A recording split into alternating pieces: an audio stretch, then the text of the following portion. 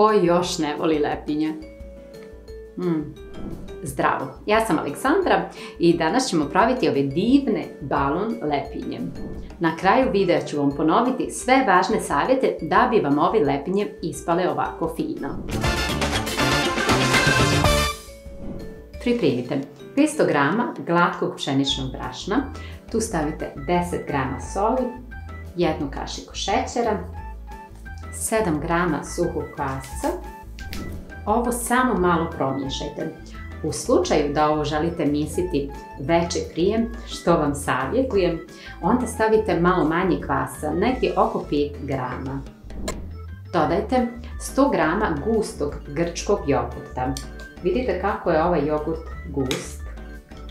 Ako nemate gusti jogurt, možete da stavite i rijetki, ali u tom slučaju morate staviti manje mlijeka. Ja sam ovdje pripremila 280 ml mlijeka i tu mi je dovoljno jer koristim gusti jogurt. Ako koristite rijetki, vi stavite 200 ml mlijeka pa onda dodajte više ako je potrebno. Mlijeko treba da vam bude toplo, ali ne vrelo. Ovo sada lagano promiješajte i počnite mijesiti tijesto. Tijesto je potrebno da umjesite tek toliko da se brašno i mokri sastojci pomiješaju te da počne proces stvaranja glutena. Nije potrebno da mijesite dugo u ovom trenutku. Ovo je sasvim dovoljno. Tijesto sada pokrijte i ostavite 20 minuta da samo malo odmori. Nakon 20 minuta možemo da premijesimo tijesto. Tijesto mijesite oko 3-4 minute dok ne postane baš fino i glatko. I dragi moji, nakon nekoliko minuta pogledajte kako je sada tijesto fino i glatko. Tijesto sada oblikujte u jednu lopticu i prebacite u čistu zdjelicu.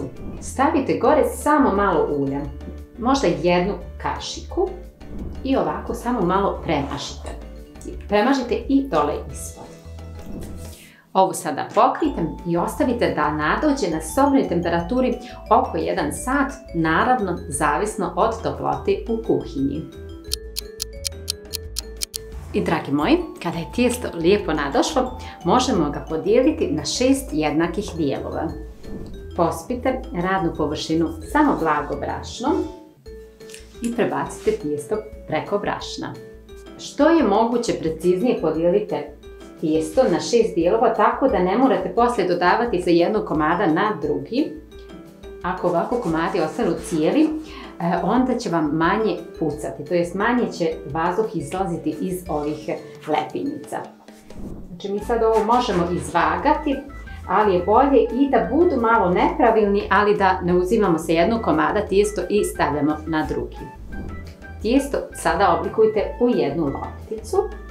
Ovako. Pritisnite dosta ovako tijesto iz jednog razloga.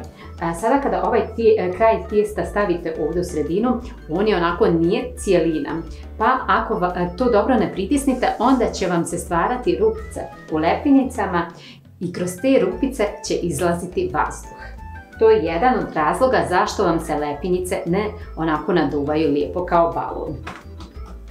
Samo dobro pritisnite. Bez mnogo brašna prebacite lepinje sa strane i ovako sada uradite i sa ostatkom. Morate da pokrijete i ovo tijesto, a i lepinjicu koju ste oblikovali da se ne bi isušila. Kada ste razvukli sve dijelove tijesta, uzmite ovo prvo razvučeno tijesto i razvucite ga oklagijom. Isto tako onako malo fino pritisnite. Ovo moramo uraditi da nam ne bi ostale rupice u tijestu kroz koje će kasnije izaći vazduh. To je jedan veoma važan detalj da bi vam ove lepinjice uspjele. Tijesto razvucite na neku debljinu od otprilike 3 mm. Druga važna stvar da bi vam lepinjice uspjele je da tijesto ne smije biti previše tanko. Znači morate imati 2 sloja da se odvoje. Ako je tijesto previše tanko, ono neće se imati šta odvojiti i neće imati šta da drži ovaj vazduh unutra. Ovo bi bilo sasvim dobro. Evo ovako. Znači to je neki prečnik od otprilike 20 cm. Ovako uradite i sa ostatkom tijesta. Kada ste sve lepinice razvukli, ostavite ih samo 10 minuta da odmore. Nemojte ostavljati duže jer će vam previše nadući. Nakon otprilike 10 minuta uzmite prvu razvučenu lepinicu i ovako pritisnite rubove. Znate zašto ovo radimo? Jer kada nam lepinica ovako nadolazi tokom pečenja, vazduh će izaći sa strane jer je tu najslabija, najtanja. Ako ovo uradite, to može se dogoditi, ali najvjerovatnije da neće. Pripremite jednu tavu i dobro je zagrijte, te stavite lepinicu preko tave. Temperaturu smanjite ja smanjujem na 7 od 9. Kada vidite da se pojavljuju balončići, onda okrenite ovu lepinicu. Balončići se pojavljuju i lagano, ovako, uzmite lepinicu i okrenite. Sačekajte malo dok ne vidite da se lepinica onako malo diže. Ako se to ne dogodi u ovom trenutku, onda okrenite još jednom lepinicu i onda sačekajte da se diže.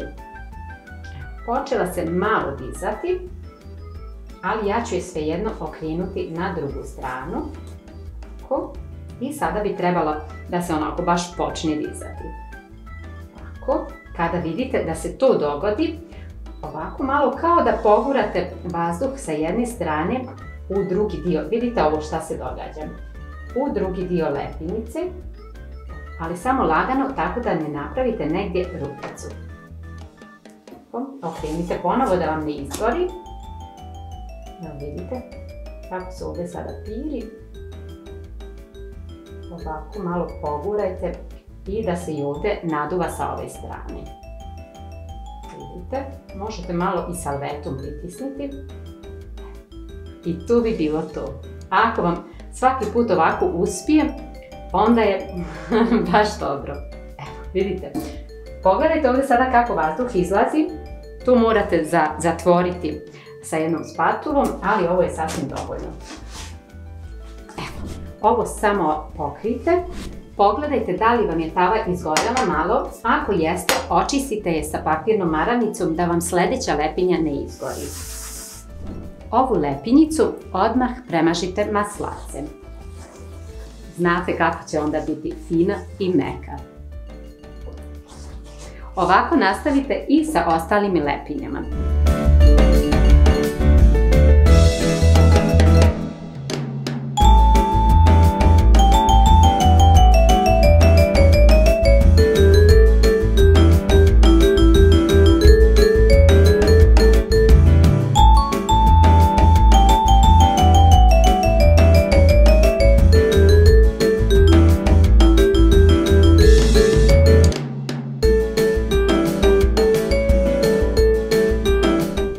Kod mene su se sve lepinice ovaj put naduvale, jednostavno jer sam pratila sve ove detalje. Pogledajte ovu divotu. Lepinice pokrijte salvetom da bi vam ostale meke. Ako želite da vam ostanu meke i drugi dan, onda ih morate staviti u plastičnu vrećicu. I dragi moji, pogledajte ove lepinje. Pogledajte kako ovo lijepo izgleda. Sada da vidimo unutra. Kod mene se ovaj put svaka lepinja otvorila, to jest naduvala i postala je ovakva. Ne da su odlične, predobre su. Ko još ne voli lepinje? Odlično je. Dragi moji, da ponovimo, da bi vam ove lepinje bile ovako fine, prvo ih ne smijete previše premijesiti kada oblikujete loptice. Drugi važan savjet je da ih ne smijete previše razvući, zato što morate imati 2 sloja dovoljna da drži balon i dovoljna da se ovako fino odvoji.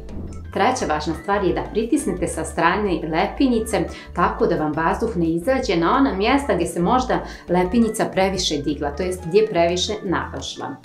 Nakon toga ide i sljedeći savjet, a to je da ne smijete lepinjice ostaviti da previše naduđu. Jednostavno će vam se stvoriti stvoriti balončići, mali balončići vazduha koji su veoma tanki i osjetljivi i tu će vam vazduh izlaziti tokom pečenja. I još jedan savjet koji nije vezan za to da vam se ove lepinje naduvaju, već je potrebno da očistite tavu da vam lepinje ne izgore. Dragi moji, ako vam se ovaj video sviđa, ostavite mi jedan like ili komentar, a za ostale recepte posjetite moj kanal na YouTube-u. I na kraju, naravno, buon appetito!